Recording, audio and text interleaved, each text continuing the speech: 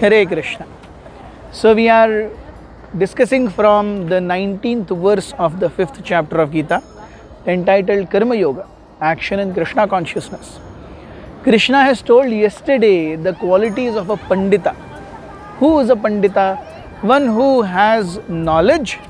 What does that knowledge mean? The first characteristic of that knowledge is humility.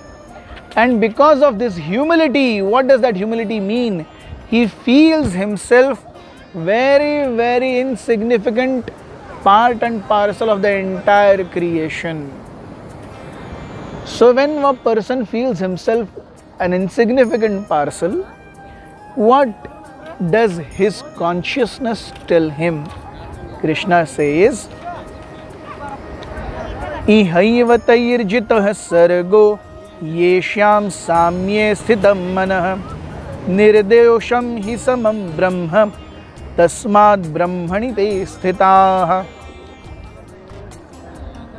Those whose minds are established in sameness and equanimity have already conquered the conditions of birth and death. They are flawless like Brahman, and thus they are already situated in Brahman.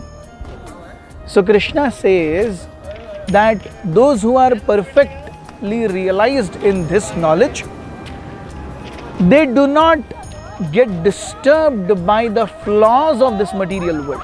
What are the flaws of this material world? Attraction and aversion.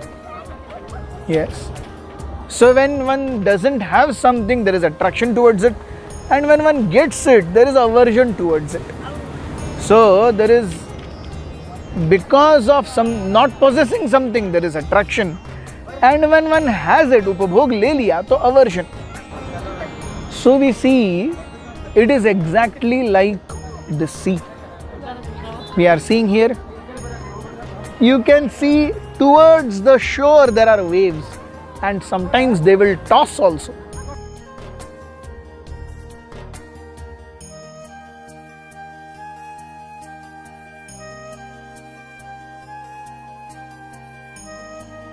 लहरें आएंगी, जोर से थपेड़े खाएंगी, लेकिन जितना हम समुद्र के अंदर जाते जाते हैं वैसे लहरें कम होती जाती हैं, समुद्र शांत होता जाता है। अगर हम समुद्र के नीचे जाएंगे तो समुद्र और शांत होता है। तो जितना हम केवल किनारे किनारे रहेंगे, हमारे लहरें थपेड़े सहन करने होंगे। जितना हम उसी समुद्र के अंदर जाएंगे उतना शांति होगी। तो एक व्यक्ति जो अपने आध्यात्मिक शरीर को जान चुका है, जो ये समझ गया है कि जो बाह्य अस्तित्व में उसे दिख रहा है वो उससे बहुत ज़्यादा ऊपर है, वो उससे बहुत ज़्यादा परे है, he goes deep within. For such a person, actually dualities do not exist. ऐसे व्यक्ति के लिए usually in this material world how we operate, हमें कुछ अच्छा लगता है, कुछ बुरा लगता है, मान सम्मान अपमान, ये सारी चीज़ें हमें व्यथित करती हैं या आनंदित करती हैं। But someone who is perfectly situated in Brahman, in that quality, there is no good, there is no bad, there is nothing which is to be gained, there is nothing to be lost. क्यों? क्योंकि ये सारी चीज़ें good bad, अच्छे दिन बुरे दिन, अपमान सम्मान, ये सारी चीज़ें भौतिक हैं और मैं आध्यात्मिक का कण हूँ, मेरा उससे कोई लेना देना ही नहीं है। हमने कुछ श्लोक पहले डिस्कस किया था कि the worst thing has already happened that we have come in this material world. So for a transcendentalist he works to conquer over death. एक सही में आध्यात्मिक व्यक्ति ये सोचता है कि मैं इस मृत्यु पर विजय कैसे पाऊं। भौतिक जगत में व्यक्ति सोचता है जब तक मृत्यु नहीं आती तब तक मैं एंजॉय कैसे करूं। So he timelines his entire existence depending on death. जब तक डेथ मेरे ऊपर काबू नहीं पाती मुझे एंजॉय कर लेने दो। एक आध्यात्मिक व्यक्ति सोचता है ये डेथ आके मुझ पर क्यों काबू करेगी, let me conquer over death, let me go. Yes, so असतो मा सत्गमय तमसो मा ज्योतिर्गमय मृत्योर्माम अमृतम गमय। This is the basis of our Vedic civilisation. हम देखते हैं रामायण में भी एक बहुत सुंदर प्रसंग है जहाँ पर दशरथ महाराज एक बार जब विश्वामित्र मुनि प्रभु रामचंद्र और लक्ष्मण का हाथ मांगने के लिए आए कि दंडकारण्य में बहुत सारे असुर हमारे यज्ञ स्थली को अपवित्र कर रहे हैं, उसका नाश कर रहे हैं, तो उनसे रोकने के लिए मुझे राम और लक्ष्मण चाहिए।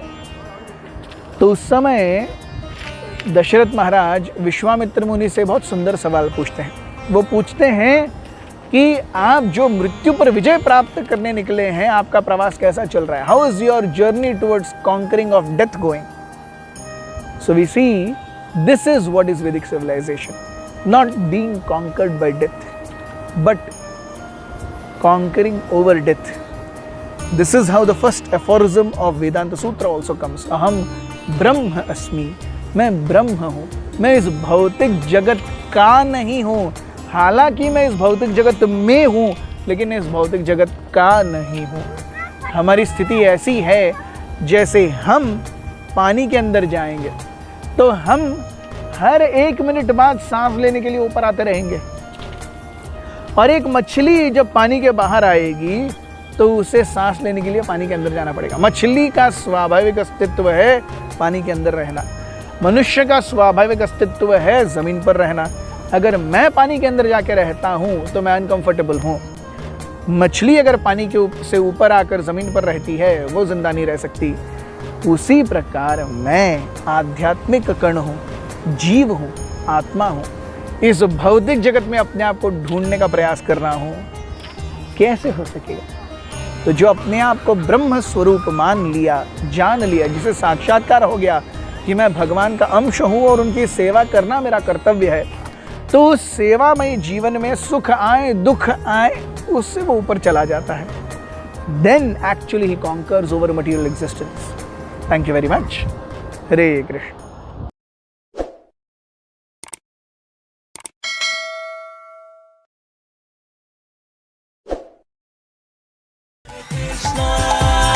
Krishna Krishna Krishna